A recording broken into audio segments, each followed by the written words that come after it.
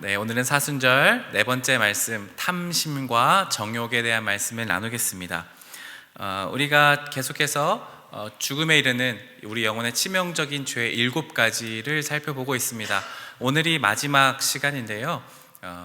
7번째, 8번째 죄를 다루지는 못하고 오늘 6번째 죄까지를 다루려고 합니다. 화면을 보여주시면 바로 오늘 7가지 대죄 중에 다룰 것은 바로 탐욕과 정욕에 대한 말씀입니다. 먼저 우리 탐욕, 이 탐심이라고도 불리는 탐욕에 대해서 이 죄가 어떤 것인지를 좀 살펴보도록 하겠습니다. 김기성 목사님이라는 한 목사님께서 인터뷰하실 때에 행복의 공식이 있다라고 말씀하셨습니다. 행복의 공식이란 이렇게 정의하셨습니다. 행복, H는 D분의 C 이렇게 이야기를 하시더라고요. 그러니까 행복이란 것은 내가 가진 욕망의 분의 자원이라고 이야기합니다. 그러니까 내가 가진 욕망보다 그 욕망을 채워줄 수 있는 자원들, 캐피탈이 있으면 그게 많을수록 우리의 행복은 많아지고 커진다라고 이야기하셨습니다. 그 말이 맞지요. 우리가 누리는 게 많을수록 사람은 행복합니다.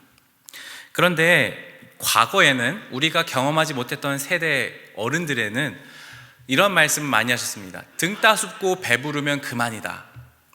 그러니까 과거에는 좀 잠만 잘 주무셔도 배 굶지만 않아도 행복하셨습니다. 그러니까 욕망의 정도가 그렇게 높지 않으셨어요. 왜? 다들 그냥 그렇게 살아도 괜찮았으니까요. 누구나 다 그렇게 그 자원이 많지 않았기 때문에 욕망도 그렇게 크지 않았습니다. 그래서 어느 정도는 행복한 삶을 사셨던 것 같습니다. 그런데 지금은 어떻습니까? 우리는 과거에 비해서 이 욕망이라는 것이 극도로 과거에 비해서 커져 있습니다. SNS와 수많은 광고와 수많은 사람들이 하는 이야기들을 통해서 우리는 어떻습니까? 비교하고 나도 저렇게 살아야 되는데, 나도 저렇게 해야만 하는데 그래야만 행복하지 않을까라는 욕망이 매우 커진 사회가 되었습니다.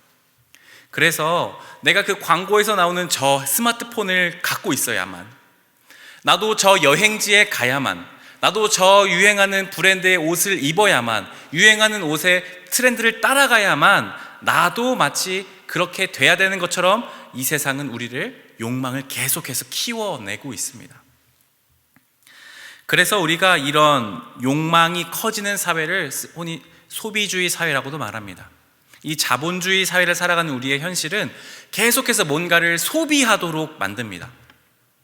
뭔가를 소비하고 더 가져야 되고 더 욕망하도록 부추깁니다. 그래서 어디를 가더라도 보는 게 뭡니까? 광고죠. 여러분, 우리가 구독료를 비싸게 내고 쓰는 이유 중에 하나가 뭡니까? 광고를 안 보려고 하는 거죠. 광고는 끊임없이 우리를 계속해서 우리가 광고에 노출되도록 하는 것이 이 세상입니다. 왜일까요? 그 욕망을 자극하는 겁니다. 그래서 우리의 욕망의 크기는 과거에 비해서 비약적으로 커졌습니다. 그런데 가지고 있는 자원은 그렇게 커지지 않았습니다.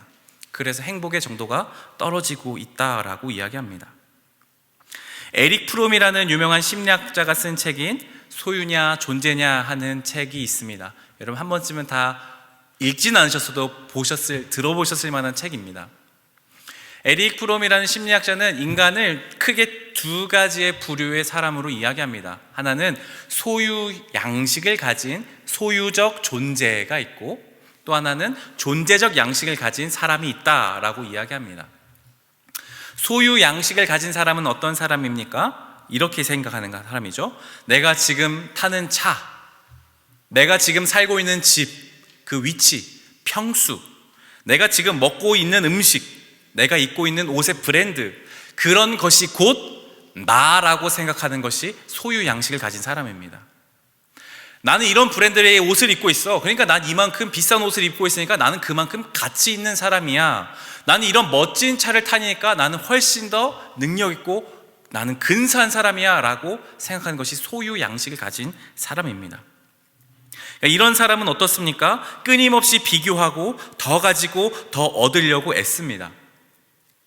뭔가를 더 갖고 있어도 끊임없이 뭔가에 목마릅니다. 상대방과 비교하고 더 가지려고 하는 사람들, 끝내는 끝까지 만족감을 완벽하게 누리지 못하는 사람을 이 바로 소유 양식의 사람이라고 에릭 프롬이 말하고 있습니다. 그런데 오늘날의 사회는 바로 이런 소유 양식의 사람들이 훨씬 많은 것 같아 보여요. 특히 우리가 보는 SNS, 인스타그램, 수많은 미디어는 이런 소유 양식의 사람들이 권장됩니다. 여러분, 이런 사람이 멋진 사람이고, 여러분 이렇게 사는 것이 진짜 인생입니다. 여러분 그렇게 사는 것이 여러분의 유일한 목적이고 행복이고 성공입니다 라고 끊임없이 우리에게 메시지를 전해주고 있습니다. 그런데 문제는 뭐냐면, 그런 탐심, 이런 욕구, 욕망들은 결코 채워질 수 없다는 겁니다. 마치 우리의 목마름을 위해서 바닷물을 마셔도 더 깊은 목마름이 생기듯이, 우리는 그 탐심을 추구하면 추구할수록 더 깊은 공허함과 허망함과 절망으로 이끌어진다라는 것을 하나님은 말씀하십니다. 오늘 본문 누가복음 12장 15절에서 세번역 성경으로 주님이 이렇게 말씀하십니다.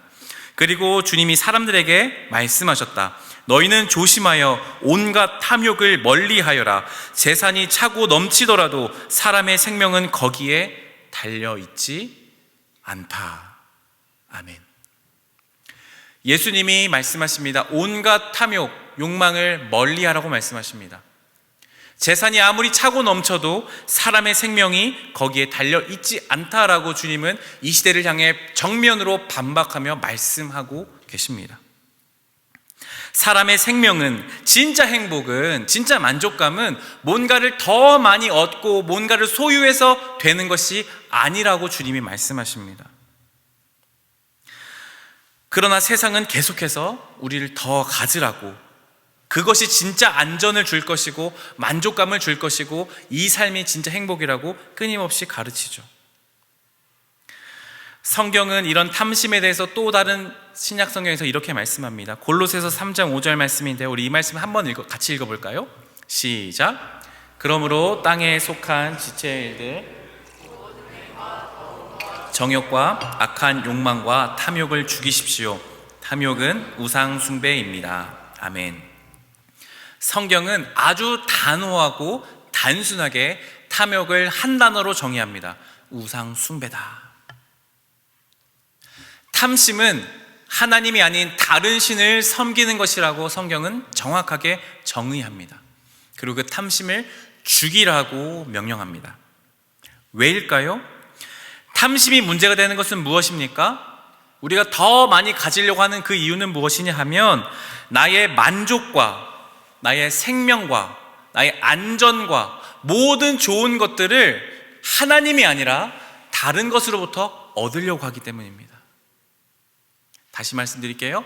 하나님이 아니라 다른 어떤 물건들로부터, 여행으로부터, 어떤 물건으로부터, 스마트폰으로부터, 더 좋은 무언가로부터 나의 기쁨과 생명과 평안과 안전을 모두 거기에서만 찾으려고 하는 것이기 때문에 바로 탐심이 우상숭배라고 말합니다.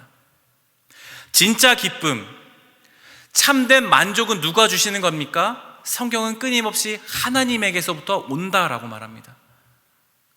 그런데 우리는 어떤 세상 속에 살아갑니까? 하나님 그런 거 없어. 시대가 어느 때인데 그런 신을 믿어. 이게 최고야. 돈이 최고야. 돈을 가져봐. 아직 너가 돈을 더 많이 못 가져봐서 그래. 그러나 성경은 그렇게 말씀하지 않는다는 겁니다. 성경은 반드시 경고하고 있습니다. 그 탐심, 그것이 우리의 생명을 채워주지 못한다. 사랑은 없다라는 책을 쓴 쇼펜하우어가 이렇게 이야기합니다. 돈이 아닌 다른 소유물은 단지 한 가지 욕구만을 충족시켜준다. 예를 들어 음식은 배를 채워주고, 술은 취흥을 돋구고, 약은 병을 낫기 위한 환자들에게 요긴한 것이고, 모피코트는 추울 때만 필요할 뿐이다. 그 모든 것들은 상대적이지만 돈은 절대적이다. 돈은 한 가지 욕구만 구체적으로 충족시켜주는 것이 아니라 모든 욕구를 추상적으로 충족시켜주고 있다. 바로 쇼펜하우어는 이렇게 말합니다. 어떤 물건이든 우리에게 채워줄 수 있는 욕구는 한 가지랍니다. 물은 우리의 목마름을 채워줍니다. 음식은 우리의 배고픔을 채워줍니다. 그런데 돈만큼은 모든 욕구를 추상적으로 다 채워준다고 합니다. 그렇죠? 돈만 있으면 물도 살 수 있고요, 옷도 살 수 있고요, 모든 원하는 것을 다 살 수 있습니다. 그래서 돈이 바로 탐심에 채워주는 가장 강력한 도구이자 우상숭배 될 수 있는 확률이 가장 높은 것 중에 하나입니다. 그래서 돈은 마치 하나님의 유사품과 같습니다. 돈이 있으면 모든 게 다 된다라고 생각하는 세상이 바로 지금이죠. 그래서 누구나 돈이면 그 앞에 자신의 양심도 팔고 자신의 지위도 팔고 자신의 생각도 팔고 심지어 가족도 팔고 모든 것을 다 내어버리는 시대가 된 것이 바로 이 시대입니다. 돈. 왜요? 내 탐심을 추상적으로 거의 완벽하게 채워줄 수 있는 것이 돈이기 때문입니다. 그러나 주님은 이렇게 말씀하십니다. 마태복음 6장 24절입니다. 한 사람이 두 주인을 섬기지 못할 것이니 혹 이를 미워하고 저를 사랑하거나 혹 이를 중히 여기고 저를 경히 여김이라. 너희가 하나님과 재물을 겸하여 섬기지 못하느니라. 아멘. 돈은 분명히 우리에게 좋은 것을 채워주는 아주 훌륭한 도구입니다. 돈 자체가 나쁜 것이 아닙니다. 그러나 돈이 하나님보다 높아질 수 있습니다. 예수님은 경고합니다. 너희는 돈을 섬기든지 하나님을 섬기든지 둘 중 하나만 해야 한다라고 말씀하시는 겁니다. 여러분은 지금 하나님을 더 의지하고 계십니까? 아니면 돈을 더 의지하고 계십니까? 여러분 속으로 한번 대답해 보세요. 예수님의 말씀입니다. 둘 중 하나만 섬겨야 됩니다. 하나님도 섬기면서 돈도 좀 추구하면 안 됩니까? 안 됩니다. 둘 중 하나만 해야 됩니다. 정말로 하나님이 내 삶을 책임지시고 혜연이가 기도했던 것처럼 인도해 주시고 내 삶을 이끌어 가시는 분인지, 아니면 내 삶에 돈이 나를 안전하게 지켜주고 돈만이 나를 행복하게 해줄 유일한 도구라고 생각한다면, 하나님보다 더 그런 존재라고 생각한다면 우리는 우상숭배하고 있는 것입니다. 돈 자체 벌지 말라는 얘기가 아닙니다. 과도하게 돈을 더 탐심을 가지고 하나님보다 더 의지하지 말라는 것입니다. 그게 성경의 가르침입니다. 우리는 이 탐심을 이기지 못하면 하나님이 아니라 돈을 숭배하게 되어 있습니다. 그렇다면 우리는 이 탐심을 어떻게 이길 수 있을까요? 교회 전통에서는 탐심을 이기는 방법을 몇 가지 설명하고 있는데요. 첫 번째 방법은 이렇게 설명하고 있습니다. 따라해 볼까요? 자족하며 사는 단순한 삶. 우리 크리소스토무스가 얘기한 이야기를 한번 제가 읽어드리겠습니다. 진정한 부자란 재물을 많이 가진 사람이 아니라 재물에 욕심을 부리지 않고 만족하는 사람이고, 정말 가난한 자는 재물이 부족한 사람이 아니라 욕심 때문에 좀처럼 만족이 없는 사람이다. 교부였던 크리소스토무스가 이야기합니다. 진짜 부자는 재물이 많고 적고가 아니라는 겁니다. 욕심을 부리지 않고 있는 것에 만족한 사람이 진짜 부자라고 합니다. 이 소비 사회를 살아가는 우리가 가장 강력하게 저항할 수 있는 힘 중에 하나는 무엇이냐면 만족하고 자족하는 겁니다. 스스로 만족하는 걸 자족이라고 합니다. 하나님이 내게 주신 것에 만족하는 겁니다. 내가 비록 최신 스마트폰 쓰지 않아도 내가 가지고 있는 그것이 하나님이 주셨음을 기억하면, 만족하면, 감사하면 그것이 가장 소비사회 탐심을 저항하는 강력한 힘입니다. 하나님이 내게 주셨다는 그 사실을 바라보고, 아, 내게 이만큼 돈을 주셨구나, 내 통장에 잔고가 이만큼 있구나, 그래도 내가 이만큼 먹고 살 수 있구나, 그래도 내 친구들 이렇게 커피 한 잔 사 마실 돈이 있구나, 그것에 만족하기 시작할 때, 다른 것으로부터 만족을 누리지 않고 그것의 행복을 누리지 않고 그것에서 안전을 찾지 않을 그때에, 하나님께 감사할 때에 우리는 탐심을 조금씩 깨트릴 수 있는 것입니다.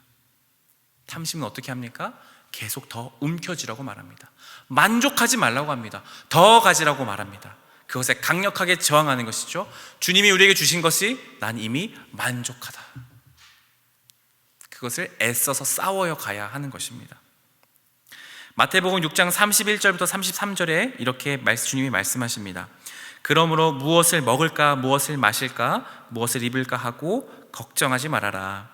이 모든 것은 모두 이방 사람들이 구하는 것이요, 너희의 하늘 아버지께서는 이 모든 것이 너희에게 필요하다는 것을 아신다. 너희는 먼저 하나님의 나라와 하나님의 의를 구하여라. 그리하면 이 모든 것을 너희에게 더하여 주실 것이다. 아멘. 하나님, 예수님도 말씀하시죠. 너네 필요한 거 내가 안다. 내가 다 줄게. 다 필요한 거 줄게. 하나님이 우리에게 주셨습니다. 그 이상의 것은 욕심이고 탐심입니다. 셀장 모임할 때 하니까 막 필요한 것들, 저는 노트북 고장 났는데 노트북 사야 되는데 탐심인 것 같아요. 그런 건 탐심이 아니라요.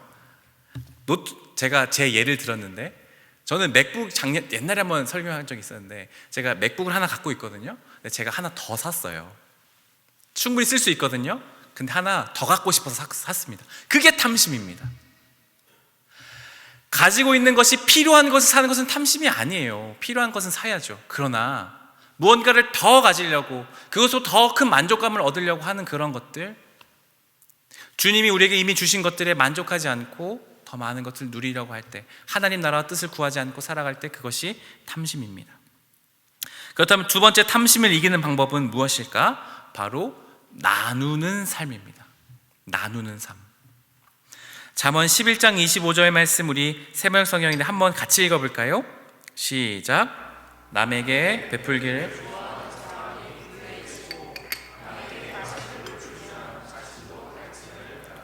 아멘. 탐심과 돈을 이 시대는 움켜쥐라고 말합니다. 그걸 쥐어야만 너는 안전하고 만족할 거라고 말합니다. 그런데 가장 강력한 정한 힘이 뭡니까? 그것을 펴는 겁니다. 펴서 그것을 다른 사람에게 주어버리는 겁니다. 내게 필요한 것들을 움켜쥐고 더 움켜쥐는 것이 아니라 펴서 주는 겁니다. 기꺼이 나누는 것입니다. 가장 탐심의 반대편에 있는 것은 나누는 것이죠. 실제로 나에 있는 소유를 나누는 것. 성경은 끊임없이 나누는 것에 대해서 이렇게 말씀합니다. 나눌수록 더 당신은 부유해질 겁니다. 나눌수록 오히려 당신은 더 가질 겁니다. 나눌수록 당신이 불완전해지는 것이 아니라 더 완전해질 것입니다. 목마른 사람에게 물을 주면 당신의 갈증도 해결될 것입니다. 이게 성경의 원리입니다. 예수님도 말씀하셨죠. 주는 것이 받는 것보다 더 복된다라고 말씀하십니다. 성경의 원리는 주라는 겁니다. 주면 잃는 것 같지만 오히려 하나님이 그것을 다시 갚아주실 것이기 때문에 주라는 것입니다. 주는 것, 탐심의 가장 강력한 저항하는 방법입니다. 그래서 사랑하는 여러분, 실제로 여러분 주위에 우리 셀원들에게, 또 우리 청년들에게, 또 학교의 친구들, 직장인들에게 필요한 것도 있다면 밥 한번 사주시고요, 또 필요한 거 있으면 막 나눠도 주세요. 선물도 하시고요. 그게 가장 탐심을 이기는 방법입니다. 기꺼이 나누는 삶. 우리 마지막 죄 오늘 살펴보려고 하는데요, 그 죄는 바로 정욕입니다. 우리 디모데후서 2장 22절, 우리 한 번 더 우리의 말씀을 읽겠습니다. 오늘 본문인데요, 앞에 보고 함께 읽겠습니다. 시작. 그대는 젊음의 정욕을 피하고 깨끗한 마음으로 주님을 찾는 사람들과 함께 의와 믿음과 사랑과 평화를 좇으십시오. 아멘. 정욕에 관한 말씀입니다. 정욕이란 단어가 조금 어렵게 느껴질 수 있겠다 싶습니다. 정욕이란 단어는 무엇이냐 하면 쾌락을 추구하는 무절제하고 감각적인 욕망입니다. 또 다른 의미는 이성에 대한 강력한 성적 욕망을 정욕이라고 말합니다. 우리가 이 정욕을 다룰 때 한 가지 기억해야 되는 것은 무엇이냐면 이 정욕은 반드시 이 쾌락이라는 것과 연관이 있습니다. 여러분, 쾌락은 좋은 겁니까? 나쁜 겁니까? 좋은 겁니다. 쾌락은 좋은 겁니다.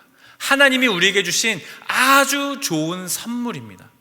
쾌락이라는 것을 느끼는 그 기쁨, 막 감사한 그 느낌, 그것은 하나님이 우리에게 주신 너무 좋은 선물입니다. 문제는 무엇이냐면 하나님은 그 쾌락을 하나님이 주신 질서 안에서 누리게 하십니다. 근데 문제는 뭐냐면 이 질서를 벗어나서 누리는 쾌락이 바로 정욕이고 죄입니다. 특별히 오늘 여기서 말하는 것은 성적인 쾌락에 대한 내용입니다. 하나님 우리에게 허락하신 성적인 쾌락의 질서는 무엇일까요?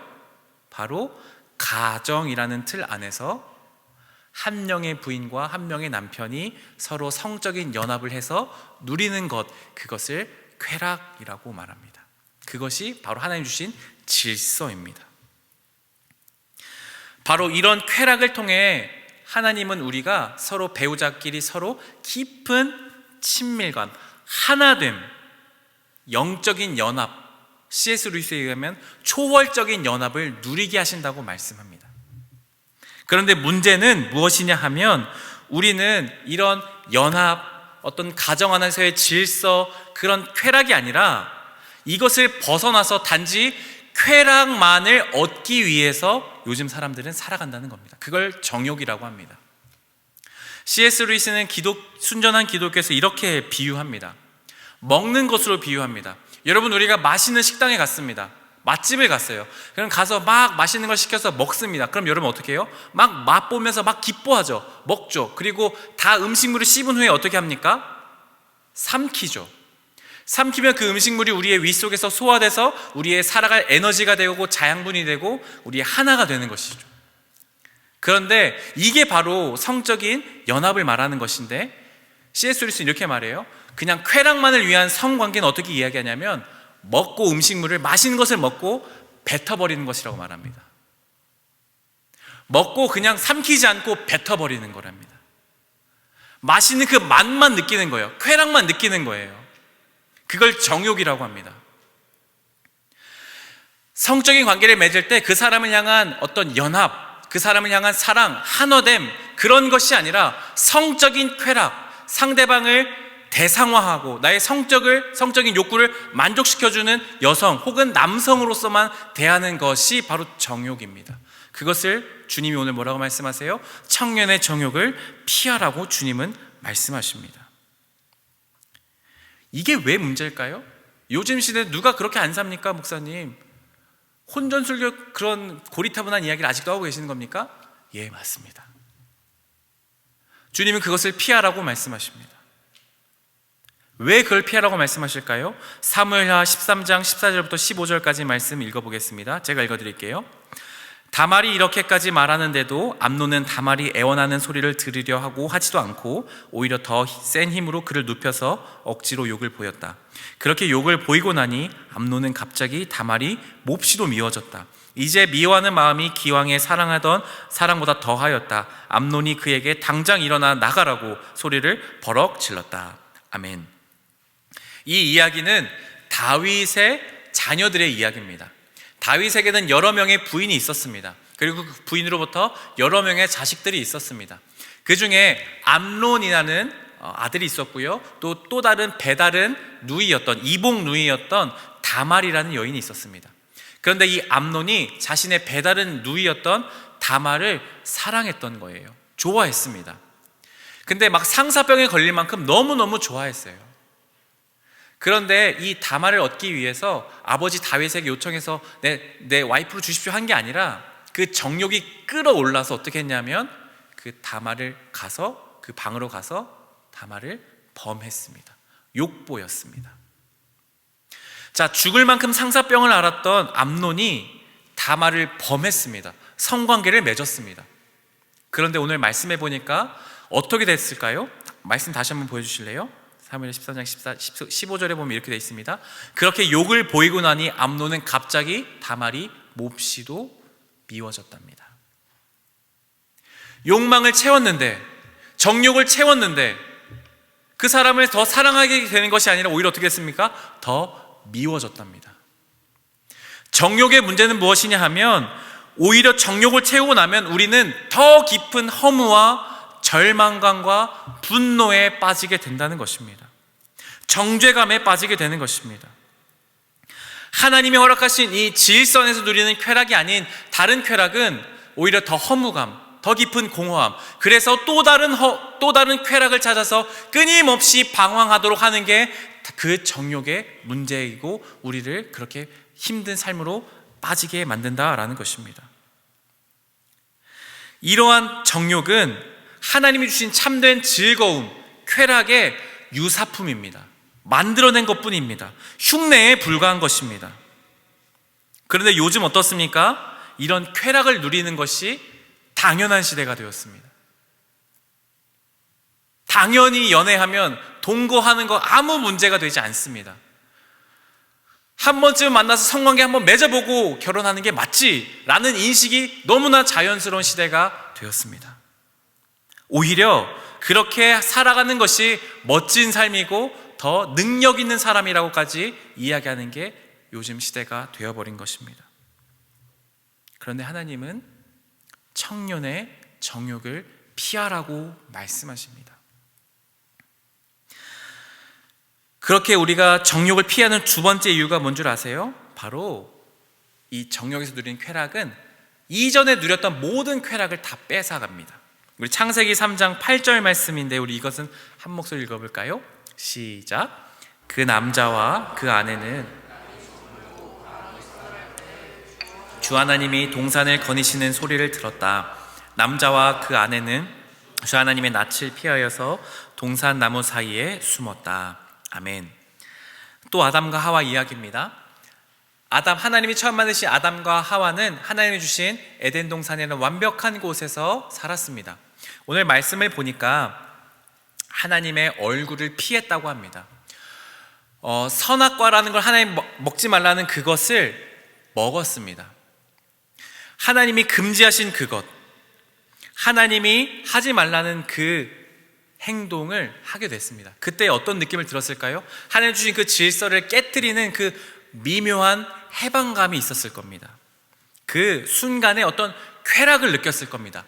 그것을 딱 한 입 베어 무는 순간, 아, 내가 이것만큼 하지 못했는데 이거를 해도 되는구나. 먹는 순간 어떻게 됐습니까?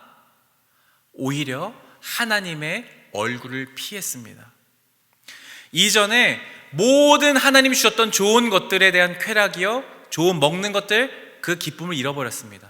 하나님과 얼굴과 얼굴을 마주하면서 대화했던 그 모든 것도 잃어버렸습니다. 하나님을 마주할 수가 없게 됐고요, 아담과 하와가 서로 누렸던 그 기쁨이 사라지고 서로에게 네 탓이네 내 탓이네 하고 싸우기 시작합니다. 이전에 누렸던 모든 좋은 것들, 쾌락들을 다 잃어버리게 합니다. 정욕을 누리는 그 쾌락은 다른 쾌락을 잃어버리게 만듭니다. 그게 문제가 되는 것입니다.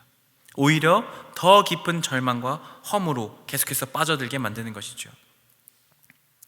한 목사님의 설교에서 제가 들었던 내용인데 참 너무 멋진 말인 것 같아서 인용해서 제가 이 말씀을 나누도록 하겠습니다. 그리스도인은 새로운 대상에게서 새로운 즐거움을 찾아내는 존재가 아니다. 그리스도인은 하나님이 허락하신 똑같은 대상에게서 새로움을 찾아내는 존재다. 이 세상 사람들은 끊임없이 새로운 대상에서 새로운 쾌락을 찾아갑니다. 이 사람과 쾌락을 마음껏 누리고 더 누리다 보면 질리면 그 사람을 떠나보냅니다. 그리고 또 다른 사람을 찾습니다. 또 쾌락을 마음껏 누립니다. 떠나보냅니다. 성경은 뭐라고 말합니까? 그리스도인은 뭐라고 말합니까? 한 사람에게서 계속해서 새로움을 찾아내는 존재랍니다. 결혼한 배우자와 하나님 주신 그 귀한 배우자와 평생을 살며 그 사람에게서만 새로운 쾌락을 계속해서 찾는 것입니다. 왜요? 하나님이 그렇게 우리에게 주신 능력이 있기 때문입니다. 하나님 우리에게 창조적인 능력으로 한 사람과만 사랑할 수 있도록 이미 그 사랑을 허락하셨습니다. 그렇게 살아가는 것이 질서를 누리는 참된 쾌락입니다. 그렇다면 우리는 이 정욕을 어떻게 이길 수 있을까요? 따라해볼까요? 정욕을 이기는 방법 첫 번째, 피하십시오. 피해야 합니다. 오늘 본문에서도 말씀하시죠. 너희는 청년의 정욕을 피하라고 말합니다.